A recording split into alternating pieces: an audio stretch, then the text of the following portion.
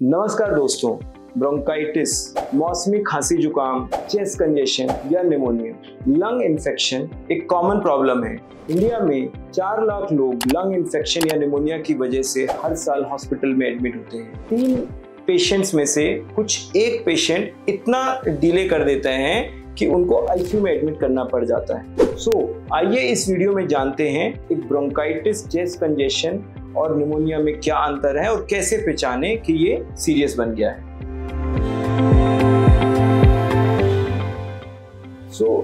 मौसमी खांसी जुकाम हमारे अपर एयरवे माने ऊपरी रास्ते में इंफेक्शन की वजह से होता है, जिसको हम राइनाइटिस मतलब नाक का कॉमन कोल्ड बोलते हैं, या फिर फेरेंजाइटिस जो गले का इंफेक्शन होता है, या फिर साइनोसाइटिस जो हमारे साइनस में इंफेक्शन होता है। इसके अलावा अगर ये नीचे के रास्ते में चला जाए तो ब्रोंकाइटिस बोलते हैं। जब इंफेक्शन लंग्स में चला जाए तो वो निमोनिया होता है। निमोनिया जो होता है वो मल्टीपल कारण से होता है, मल्टीपल कीटाणुओं से होता है, जैसे कि वायरसेस में माने तो corona virus, adeno virus, respiratory syncytial virus, ऐसे अन्य वायरस होते हैं जिनकी वजह से निमोनिया होता है।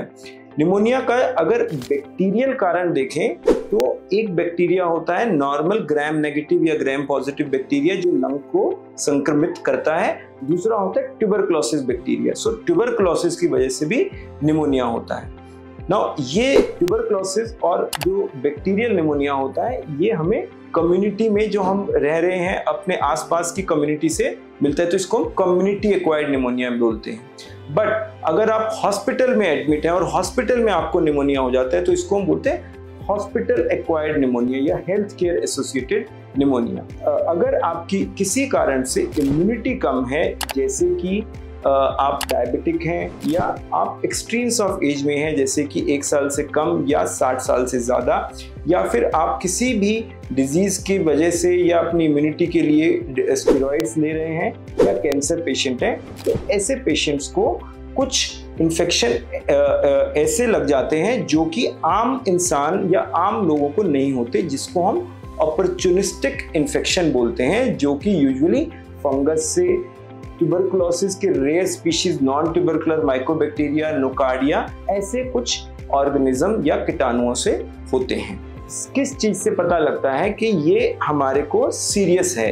पहली चीज तो जो ऊपरी रास्ते का इन्फेक्शन होता है, अपर रेस्पिरेटरी इन्फेक्शन या ब्रोंकाइटिस, ये इतना सीरियस नहीं होता। बट जब भी इन्फेक्शन नीचे लंग्स में चला जाता है, उसको जिसको निमोनिया बोलते हैं, ये सीरियस हो सकता है। और सीरियस इन्फेक्शन के लक्षण होते हैं आपका खांसी, जुकाम, बलगम और फीवर आपका 5 दिन से भी ज्यादा नॉर्मल एंटीबायोटिक लेने के बाद भी नहीं ठीक होना। इसके साथ जो अन्य लक्षण हैं जो कि सीरियसनेस की तरफ पॉइंट करते हैं, वो है स्पिट में आपकी खांसी के साथ बलगम में खून आना, छाती में दर्द होना और आपके ऑक्सीजन कम हो जाना या सांस फूलने लगना। तो अगर आपके इनमें से बुखार नहीं टूटना, खांसी में खून आना या सांस फूलने की दिक्कत होने लगती है, देन इसको हम सीरियस इन्फेक्शन भी बोलते हैं।